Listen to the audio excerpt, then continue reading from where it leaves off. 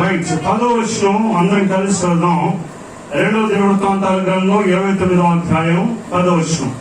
ఇప్పుడు మన మీద ఉన్న ఇశ్రాయేలీయుల దేవుడైన యెహోవా మహోగ్రత చల్లారినట్లు ఆయనతో మనము నిబంధన చేయవలనని నా మనస్సులో అభిలాష పుట్టెను. నా కుమారులారా, తనకు పరిచారకులై ఉండి ధూపం వేయించుటకును, తన సన్నిధిని నిలుచుటకును, తన పరిచర్య చేయుటకును యెహోవా మిమ్మును ఏర్పరచుకుని గనుక మీరు అశ్రద్ధ చేయబడి. చిన్న ప్రార్థన చేసుకుందాం. దేవుడు మనతో మాట్లాడినట్టుగా. పరిశుద్ధుడా, ప్రేమ కలిగిన తండ్రి, కృప కలిగిన దేవా, ఆయన ఈ కొద్ది నిమిషాలు మేము వాక్యం ధ్యానించుకోవాలని మా మనస్సులో నాయన ఒక ప్రేరేపణ కలిగి ఉండగా ఈ వాక్యాన్ని మాకు ఆశీర్వాదకరంగా మార్చండి. కూడొచ్చిన ప్రతి ఒక్కరిని మీరు దీవించండి. వాక్యం ద్వారా మమ్మల్ని సంధించమని మమ్మల్ని అందరినీ చేతులుగా అప్పగిస్తూ ప్రతి అపవాది క్రియలు ఏర్పరుస్తూ పరిశుద్ధాత్మ ద్వారా మీరే మాకు సమస్తం బోధించమని, వెనగలిగిన చెవిని గ్రహించగలిగిన హృదయాన్ని నాకు మాకు మా అందరికి దయచేయమని యేసయ్య శక్తి కలిగిన నామములో అడుగుచున్నాము తండ్రి. అందరికీ ఆమేన్. ప్రియమైన వారలారా, ఇక్కడ వాక్యము తెలియజేస్తూ ఉంది. ఏమంటే ఈ 2వ దినవృత్తాంతాల గ్రంథం 29వ అధ్యాయంలో హిజ్కియా అనేటువంటి రాజు రాజ్యపాలన చేస్తూ ఉన్నాడు. హిజ్కియా, ఏం పేరు? హిజ్కియా అనేటువంటి రాజు రాజ్యపాలన చేస్తూ ఉన్నాడు. అతను ఏటువంటి సమయంలో చూడండి 2వ వచనం. అతడు తన పితరులకు దావీదు చర్య అంతటి ప్రకారం యెహోవా దృష్టికి యథార్థంగా ప్రవర్తించాడండి. ఎవరైనా పేరు? హిజ్కియా యథార్థంగా ప్రవర్తించాడు, దావీదు లాగా. సో చూడండి, అతడు తన ఏలుబడి యందు మొదటి సంవత్సరం, ఇది మొదటి సంవత్సరమే కదా, మొదటి సంవత్సరం మొదటి నెల బైబిల్లో ఉందేనా? నేను చెప్తానన్నా. మొదటి నెల మొదటి సంవత్సరం యెహోవా మందిరపు తలుపులు తెరచి వాటిని బాగు చేసి. ఎప్పుడు బాగు చేశాడంటే మందిరాన్ని? క్రిస్మస్ నా? ఎప్పుడు క్రిస్మస్ నా? డిసెంబర్ 25 ఉందా, జనవరి 1 ఉందా? జనవరి అంటే 1వ నెల 1వ తారీఖు తలుపులు తెరచి వాటిని బాగు చేసి యాజకులకు, లేవీయులు అంటే దేవుని సేవ చేసే వారిని పిలువనంపి తూర్పుగా ఉన్న రాజవీధిని వారిని సమకూర్చి వారికి ఇలాగ ఆజ్ఞించాడు. ఏమని ఆజ్ఞించాడు? లేవీయులారా, నా మాట ఆలకించండి. ఇప్పుడు మిమ్మల్ని మీరు ప్రతిష్ఠించుకోండి. నిన్న రాత్రే చెప్పా, ప్రతిష్ఠించుకోండి, ప్రతిష్ఠ దినంగా చేసుకోండి. మీ పితరుల దేవుడైన యెహోవా మందిరమును ప్రతిష్ఠించి పరిశుద్ధ స్థలములో నుండి నిషిద్ధ వస్తువులన్నింటినీ బయటికి కొనుక్కో. 100వ సంవత్సరం ఏం చేయాలని వాక్యం చెప్తుంది? బాగు చేసుకోవాలి. ఏం బాగు చేసుకోవాలి? అందరూ ఏం బాగు చేస్తారంటే ఎవరు బాగు చేసుకుంటారు. ఎవరంటే బూజు గీజు దులుపుకొని చక్కగా సున్నాలు వేసుకోవటం, రంగులు వేసుకోవటం, బూజు దులుపుకోవటం, ఇవన్నీ చేస్తారు. ఏం చేస్తున్నారు? వాళ్ళంతా ఇంటిని బాగు చేసుకుంటున్నారు. బాగు చేసుకోవాలనే వాక్యం చెప్తుంది. కానీ అంటున్నాడు, పరిశుద్ధ స్థలములో నుండి నిషిద్ధ వస్తువులన్నిటి బయటికి కొనిపోవుడి. ఏంటంట? నిషిద్ధ వస్తువులు ఏం చేయాలి? బయటికి పడేసేయాలండి. పనికి రాని వస్తువులు చైనీస్ గానీ జపనీస్ గానీ ఏం అమ్ముతారంటే పాత వస్తువులు కూడా ఇంట్లో ఉంచారు, దరిద్రం అంటారు. ఏంటి మరి పాత వస్తువులు చాలా ఉన్నాయి మనలో. మనం ఏం చేస్తాం? ఇళ్ళలో నుంచి బయట పడేస్తాం. బయటికి ఇళ్ళలో నుంచి కాదు, మన హృదయంలో నుంచి పడేయాలి, మన మనస్సులో నుంచి పడేయాలి. పాత వస్తువులు, నిషిద్ధ వస్తువులు ఏంటి చెప్పండి.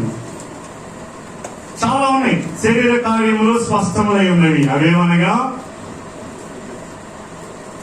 ఏమేంటంటవి?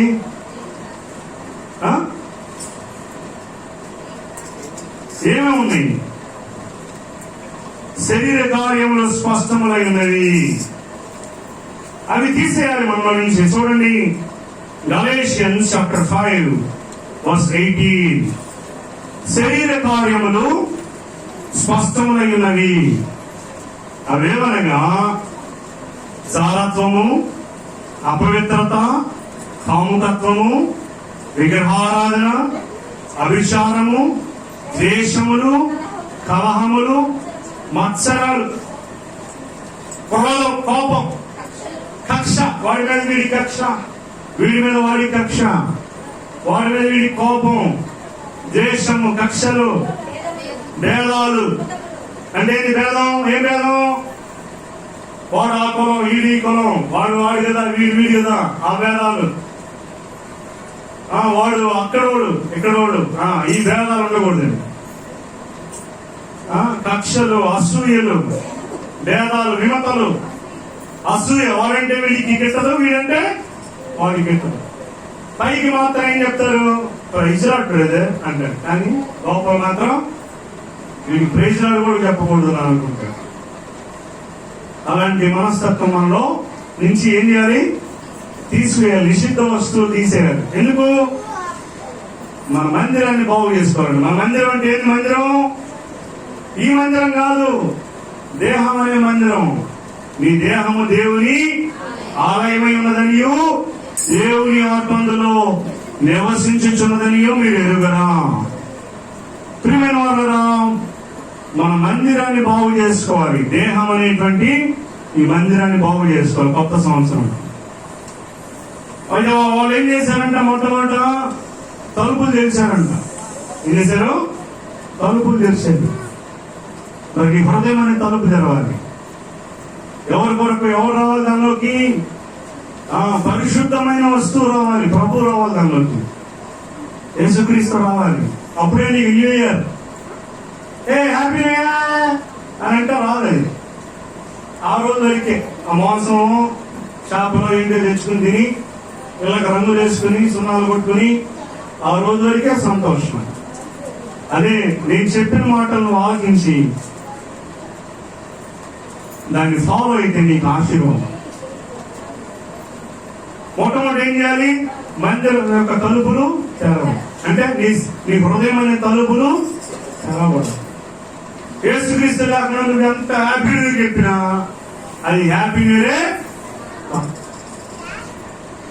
ఎందుకని? యేసుక్రీస్తు నీకు సంతోషాన్ని, ఆనందాన్ని ఇచ్చే దేవుడు. శారీరకంగా నువ్వు హ్యాపీ న్యూ ఇయర్ చెప్పినా నీ హృదయంలో సంతోషం రాదు. ఎందుకని? చూడండి, కావాలంటే శారీరకంగా చాలా మంది ఈ రోజు మందు తాగి తమ బాధలు, సమస్యలు, ఇరుకులు, ఇబ్బందులు అన్ని మర్చిపోతారు. మళ్ళీ కాసేపు లేక మళ్ళీ అయ్యే బాధలు, అయ్యే దుఃఖాలు మళ్ళీ వస్తాయా? రావా? వస్తాయి. మళ్ళీ బాధపడతాడు, మళ్ళీ తాగుతాడు, మళ్ళీ బాధపడతాడు, మళ్ళీ తాగుతాడు. ఎన్నిసార్లు తాగినా ఆ బాధలు అనేవి తీరవు. ఆ బాధలన్నింటినీ తీర్చేది మందు కాదు, లేదా మత్తు మందు కాదు. వాటికంటే శక్తివంతుడైన యేసుక్రీస్తు నీ శరీరంలో ఉన్న ప్రతి బాధని, రోగాన్ని, వ్యాధిని, ప్రతి విధమైన సంకటాన్ని తొలగిస్తాడు. చీకటిలో ఉన్న చీకటిలో ఉన్న నీ జీవితాన్ని వెలుగులో నడిపిస్తాడు. అప్పుడు నీకు నిజమైన హ్యాపీ. యేసుక్రీస్తు ఆనందాన్ని, సంతోషాన్ని ఇచ్చే దేవుడు. అర్థమైందా? సంతోషం, ఆనందం. తెలుసా మీకు? సంతోషం, ఆనందం ఏంటి తేడా? ఏంటి సంతోషం, ఆనందం? సంతోషమే సమాధానమే, సంతోషమే సమాధానమే అని వాడతారు. పాడి ఈ సంతోషము నీకు కావాలా? ఏమకూడదు ముందు. ఎప్పుడు ఇంట్లో తగాలే, తనుకోవటమే. వాళ్ళెట్టా వీళ్ళెట్టా వాళ్ళట్ట తనుకోవటమే. పొద్దుగుక్కులు ఏదో ఒకటేదో అన్నాడు అనుకో, సింహం వెళ్తా ఉంటుందండి రోడ్డు మీద, కుక్కలు ఎన్నో మురుగుతుంటాయి. మురుగుతే మనకు చెప్పండి, మీరంతా తెలియగల వాళ్ళు. పాస్టర్ గారు నీకేదో మైకి దొరికింది కాబట్టి నువ్వు అన్నావు, లేదంటే మాకు కానీ మైకి ఇస్తారా అనుకుంటారు. మీరు చెప్పండి, సింహం వెళ్తా ఉంటది, కుక్కలు ఎన్నో మురుగుతుంటాయి. మురిగితే మరగా అండి మురుగుతుంటాయి. ఆ ముఖ్యంగా అలా మురుగుతుంది అంటావు నువ్వు. కుక్క కాదు, అది మురిగితే పిచ్చిదానికి తెలియట్లా. అర్థమైందా? అరిసేపు ఒక్కరిని కరావు ఉంటా. మనకేం కాదు. ఒక సింహం వెళ్తా ఉంది, ఈ లోపల కుక్క వచ్చి అంటుందని నిన్ను చంపేస్తా, నిన్ను ఎదురేస్తా అంటే దాని లాంగ్వేజ్ అదే కదా. ఎన్ని తిట్లు తిట్టా కానీ బొమ్మనే అనేది కానీ వేరే లాంగ్వేజ్ వచ్చిద్దాం. ఏమంటుంది? సింహాన్ని చూసి చంపేస్తా. పాప ఇది మాత్రం మౌనంగా వెళ్తుంది. ఈ రెండిట్లో ఏది తెలుస్తుంది? తప్పండి, తప్పరేంది? మీరు తిరిగి కాలంలో ఆశగారు మీరు అట్టాగే చెప్తారు, మేము మారం అబ్బా అని అనుకుంటారు. అవి మురుగుతాయండి. కుక్క లక్షణం అదే కదా, మురుగుతుంది, అరుస్తూ ఉంటుంది. అరుస్తుందా లేదా? అరుస్తుంది, దాని స్వభావం అది. పలానా నన్ను చూసి వాళ్ళు మనల్ని ఈ మాట అన్నారంట. కుక్క ఏమైనా అరవటం వల్ల నీకేమన్నా ప్రమాదమా? శరీరానికి ఏమైనా అయిందా? మనసుకి ఏమైనా అయిందా? అటు అనుకుని వెళ్ళిపోతా ఉన్నాయి. అదైనా రాత్రి కూడా చెప్పే, చింతా మత్ కరో, ఫికర్ మత్ కరో, బాధపడకూడదు. వాళ్ళు అంటున్నారు, వీళ్ళు అంటున్నారు. మన సింహుడు బిడ్డలు అదైనా ఒక ఏడికి వెళ్తుందంట, ఒక సేవ చూసి తోడ కొడుతుందంట. నేను వచ్చానంటే అంటుందంట. వస్తే ఏమవుతుంది? అది ఏమి లేదు, నాకు ఏమైందా? ఏమవుదు. అర్థమైందా? భార్య ఉందని నీళ్ళు తాగుతాను. తాగితే ఏం పరిష్కారం అయింది? అన్నం కట్టుకుంటుందిద్దా? బాగా తాగేమైనా ఈ రోజు నుంచి నేను తింటాననిద్దా? ఇంకా 4 తిట్లు ఎక్కువ పడుతుంది, అంతేనా కదా? ఇంకా 4 తిట్లు ఎక్స్ట్రా వస్తాయి. ఎందుకు చెప్పండి? ఏంది నాకు అర్థం కదా. నేను అంతా సీరియస్ ఉన్నాను. పొరపాటు మిమ్మల్ని తిట్టానేంది? నేను మిమ్మల్ని కుక్కడం లేదు. ఈ సింహాలు ఏనుగులు అంటున్నా నేను మిమ్మల్ని. మీకు ఇంకా బూస్టింగ్ ఇస్తున్నాను. మీరు సీరియస్ చూస్తుంటే నా వంకాయ నాకు భయం వేస్తుంది. అర్థమైందా? తాగొచ్చాను ఇంకొంచెం ఎక్కువ అవుతాయి, ఇంకొంచెం 4 తిట్లు ఎక్స్ట్రా అవుతాయి. ఎందుకు? డబ్బులు మొత్తం కాజేసి సన్నాసి కూడా ఇప్పటికే మామూలుగా డబ్బులు చాలకని తిడతామనంటే నువ్వు మళ్ళీ ఉన్నాయి కూడా కాజేసి వచ్చాను సన్నాసి కూడా అని తిడతారు. అది కాదు. ఈ సమస్య పరిష్కారం ఎక్కడుంది? దేవుని దగ్గర ఉంది. సమస్య ఎక్కడ? దేవుని దగ్గరికి వెళ్తే నీ సమస్య పరిష్కారం అయింది. అర్థమవుతా నేను చెప్పేది?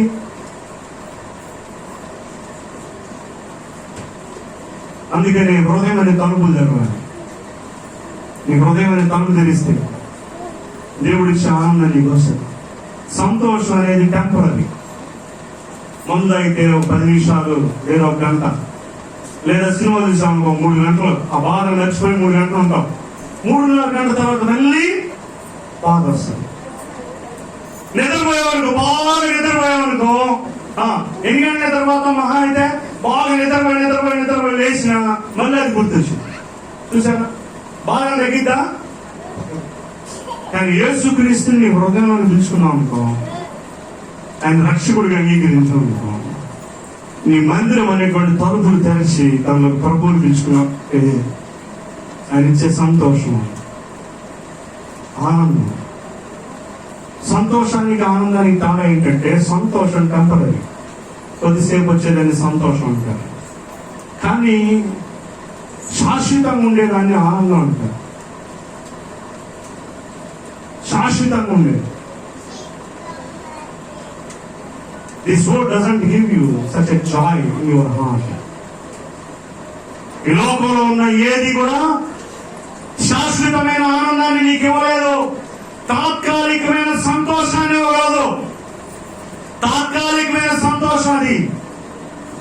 అందరితో కలిసి బిర్యానీ చేసుకుని పండుగ చేసుకుని బాగా తిని కాసేపు మాట్లాడుకుంటే బాధలన్నీ పోతాయి, కానీ మళ్ళీ తిరిగి బాధ వస్తుంది. కానీ దేవుని దగ్గరికి నువ్వు వచ్చావా, దేవునికి నీ హృదయంలో స్థానం ఇచ్చి ఈ సమస్యలు, ఈ శ్రమలు, ఈ శోధనలు ఇవి ఎన్నదైనవి కావు, నాలో ప్రభు ఉన్నాడు, ప్రభు ఈ సమస్యను తొలగిస్తాడు, నా జీవితానికి విడుదలిస్తాడు, నా జీవితానికి క్షేమాన్ని ఇస్తాడు, ఆయనలోనే నాకు ఆనందం ఉందని నమ్మితే శాశ్వతమైన ఆనందం నీ జీవితంలో ఉంది. మానవుడు ఈ రోజున పరిగెత్తుతున్నాడు ఎక్కడెక్కడికో. నేను 31st ఎంతో మంది కొన్ని కోట్ల రూపాయలు ఖర్చు అంటే మందు తాగేవాళ్ళు మందులకి, వ్యభిచారం చేసే వాళ్ళు వ్యభిచారానికి, ఆయా పార్కుల్లో పబ్బుల్లో వీటన్నిటికీ ఎంతో ఖర్చు ఉంటుంది. పోలీసులు కూడా కనపడకుండా రహస్యంగా చేసేవాళ్ళు కొంతమంది. కానీ మళ్ళీ దుఃఖము వేదన మళ్ళీ వస్తుంది.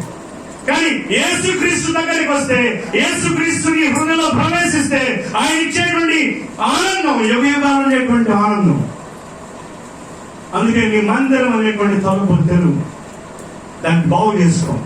నిశ్చితమైన వస్తువులు దాన్ని ఏమైనా ఉంటే వాటిని తొలగించేసే, తీసేయి.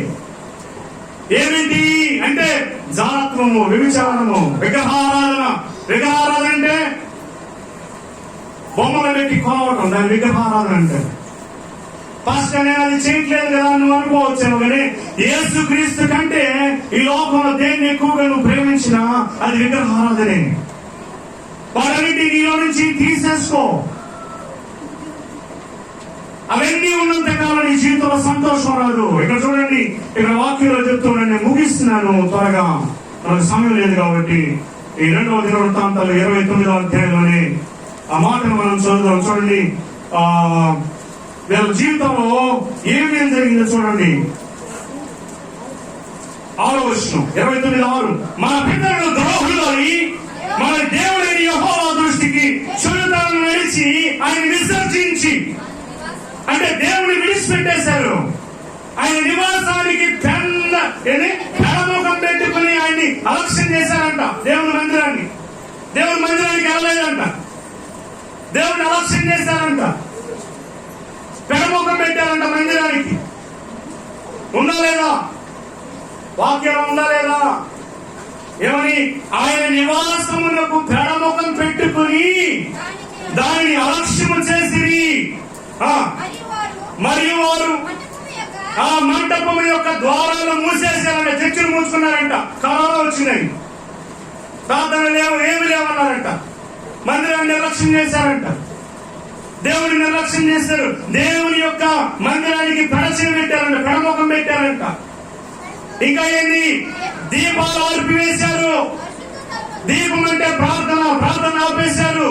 ఇంకా పరిశుద్ధ స్థలమందు ఇశ్రాయేలీయులు దేవునికి ధూపం వేయకయు దహన బలులు అర్పింపకయు ఉండేది. చేయాల్సిన ప్రార్థనలు లేవు. నువ్వు స్తుతించాల్సిన దేవుణ్ణి స్తుతించకుండా గమనున్నావు. దేవునికి పెడముఖం పెట్టావు. అందుకే నీకు కుదరని రోగం, కుదరని వ్యాధి. చూడండి, అందుకని ఏమని దేవుడు చెప్తాడు? 8వ వచనం. అందుచేత యెహోవా యూదా వారి మీదను యెరూషలేము కాపురస్తుల మీదను కోపించి మీరు కనులారా చూస్తున్నట్లుగా వారిని ఆయన భీతికి, అంటే భయం వచ్చేటట్టు చేశాడంట దేవుడు. ఎందుకు? దేవుని విడిచిపెట్టినందుకు, దేవుణ్ణి అలక్ష్యం చేసినందుకు, దేవుని మందిరానికి వెళ్ళినందుకు దేవుడు వారిని ఏం చేశాడు? భయం పుట్టేటట్టు చేశాడంట. అంటే శత్రువుల చేత భయాన్ని పుట్టించాడు. అమ్మో, ఏ సమయం ఏం జరిగిందో, ఈ మా ఇంట్లో ఏం జరిగిందో అనే భయాన్ని పుట్టించాడు. భీతికి వారిని అప్పగించాడు. విస్మయం అంటే అదేంటి, వాళ్ళ ఇంట్లో అంత జరిగిందంట, వాళ్ళ ఇంట్లో ఎట్లా జరిగిందంట, విస్మయం అంట. విస్మయం ఉండేటట్టుగా చేశాడు. ఇంకా నింద, అనేక నిందలు వాళ్ళ మీద చేశాడంట. నిందలు. ఈ గడిచిన సంవత్సరం నీ జీవితంలో అలా ఉందేమో, నిందల పాలయ్యేమేమో, భయంతో బ్రతుకుతున్నామేమో. చెరిగిపోతున్నామేమో.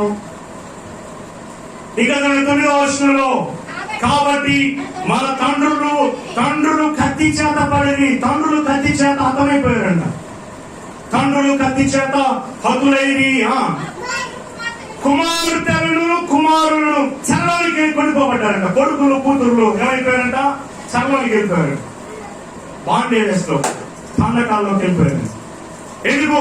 దేవుడిని విడిచిపెట్టినందుకు, దేవుడికి పెడముఖం పెట్టినందుకు, దేవుని నిర్లక్ష్యం చేసినందుకు, దేవుని మందిరాన్ని నిర్లక్ష్యం చేసినందుకు, దేవాలయపు తలుపులు తెరవనందుకు.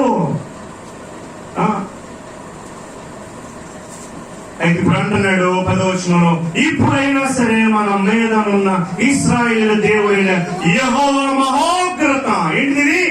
మహోగ్రత, మహోగ్రత, మహోగ్రత చలారునట్లు ఆయనతో మనము నిబంధన చేయవాలని, నిబంధన చేసుకోవాలి దేవుడితో. అయ్యో, ఇంతకాలం నిర్లక్ష్యం చేశానయ్యా నీ మందిరాన్ని, నీకు నేను పెడమోకం పెట్టానయ్యా, నీ మందిరం వైపు చూడలేదు, చెడు జీవితం జీవించాను, చెడు నాతో నడిచాను, నా ఇష్టానుసారంగా బ్రతికాను. అందుకనే నా మీద అనేకమైన నిందలు వచ్చినాయ్యా, నాకు అనేకమైన అవమానాలు వచ్చినాయ్యా, ఖడ్గము చేత హతులైనటువంటి అనుభవం అయ్యా. ఎందుకు? నేను విడిచిపెట్టాను కాబట్టి. అయితే దేవుడు అంటున్నాడు, మహోగ్రత చల్లారునట్లు ఆయనతో మనం నిబంధన చేయవాలని నా మనస్సులో అభిలాష పుట్టెను. ఈరోజు ఒక అభిలాష ఏంటంటే, దేవుని కొరకు ఒక నిబంధన చేసుకోవాలి. 11వ వచనం, నా కుమారులారా, ఏం చేద్దాం? అప్పుడే రికార్డ్ అవుతుంది, మధ్యలో వచ్చాము. సరే, కనీసం ప్రార్థన చేస్తే, పరిశుద్ధుల భయం కలిగించండి, రాష్ట్రం జీవించండి, ఆశ్రయించండి, కృపాక్షేమ ఆశీర్వాదాలతో వెలుగుతుంది.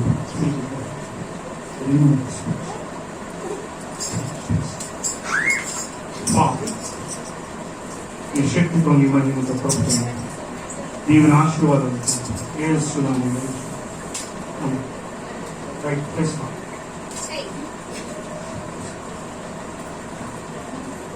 అయితే అంటున్నాడు, నా కుమారులారా తనకు పరిచారకులై ఉండి ధూపం వేయుచున్నటకును. అంటే ధూపం వేయటం అంటే ప్రార్థన చేయడం. పరిచారకులైనట్టు అంటే ఈ సంవత్సరం నేను నీ సేవ చేస్తాను, నేను నీ బిడ్డకు బ్రతుకుతాను, నీ కోసం బ్రతుకుతాను. తన సన్నిధిని నిలుచడానికి, అంటే దేవుని సన్నిధికి రావడానికి, ఇక పరిచర్య చేయడానికి యెహోవా మిమ్మల్ని ఏర్పరచుకున్నాడు కనుక మీరు అశ్రద్ధ చేయకండి. అశ్రద్ధ చేయొద్దు. దేవుని సన్నిధిలో మనం ఉన్నాం కనుక మనం అశ్రద్ధ లేకుండా శ్రద్ధ కలిగిన వారని ఉండాలని ప్రభు మనతో మాట్లాడుతున్నాడు. చూడండి, మొట్టమొదటిగా మన హృదయాల్ని దేవుని కొరకు తెరవాలి. అందరూ తల ఉంచుదాం, ప్రార్థన చేసుకుందాం. తల ఉంచుతాం, ప్రార్థన చేసుకుందాం. మీ హృదయం అనే తలుపు తెరువు. ఇక్కడ హిజ్కియా కాలంలో లేవీయులు మందిరపు తలుపులు తెరిచారు, నిషిద్ధమైన పారవేశారు, చెడ్డవైన వస్తువులన్నిటి పారవేశారు, చెడ్డవన్నీ పారవేశారు. అలక్ష్యం చేయకూడదు, నిర్లక్ష్యం చేయకూడదు. దేవుడు ఈ పరిచయాన్ని మనకు అప్పగించాడు. ప్రియమైన వాళ్ళ దైవ సేవకుడితో మీరందరూ కలిసి దేవుని యొక్క సేవ చేయాలి. అలక్ష్యం చేయకూడదు. దేవునితో నిబంధన చేసుకున్నాం. దేవునితో నిబంధన, ఒక అభిలాష మనకు కావాలి. ఇక్కడ హిజ్కియా అంటున్నాడు, ఆయనతో నిబంధన చేయాలి, ఆయన సన్నిధిలో నిలవాలి, తన పరిచర్య చేయాలి. యెహోవా తనను ఏర్పాటు చేసుకున్నాడు కనుక మనం అశ్రద్ధ చేయకూడదు. నిబంధన చేయాలనే అభిలాష మనసులో పుట్టింది హిజ్కియాకి. కనుక నువ్వు కూడా ఒక ఆశ నీలో ఉండాలి, కోరిక నీలో ఉండాలి. ప్రభువా, నా అభిలాష, నాకు ఆశ ఉందయ్యా, నీతో నిబంధన చేసుకోవాలి. నా పిల్లలు నీ సన్నిధిలో ఉండాలి. మేమందరం నీ బిడ్డలుగా బ్రతకాలి. నీ కొరకు నమ్మకమైన సాక్షులు ఉండాలి. నీ పరిచయం మేము చేయాలయ్యా. నీ కొరకు నమ్మకమైన సాక్షులుగా మేము జీవించాలయ్యా. అలాంటి కృప నాకు దయచేయమని అడుగుదాం. ప్రార్థన చేసుకుందాం, తీర్మానం చేసుకోండి. ఈ నూతన సంవత్సరం నీ జీవితానికి ఆశీర్వాదకరంగా ఉండాలంటే దేవుడు నీతోనే మాట్లాడుతున్నాడు. నా కుమారులారా, ఆయనకి పరిచర్య చేయుటకు, ఆయన సన్నిధిలో నిలబడుటకు, ఆయనకి ధూపం వేయుటకు యెహోవా మిమ్మల్ని ఏర్పరచుకొనెను కనుక మీరు అశ్రద్ధ చేయకండి, అశ్రద్ధగా ఉండొద్దు. ఈ సంవత్సరం దేవుడు మనతో మాట్లాడుతున్నమాట. అశ్రద్ధ చేయొద్దు, నిర్లక్ష్యం చేయొద్దు.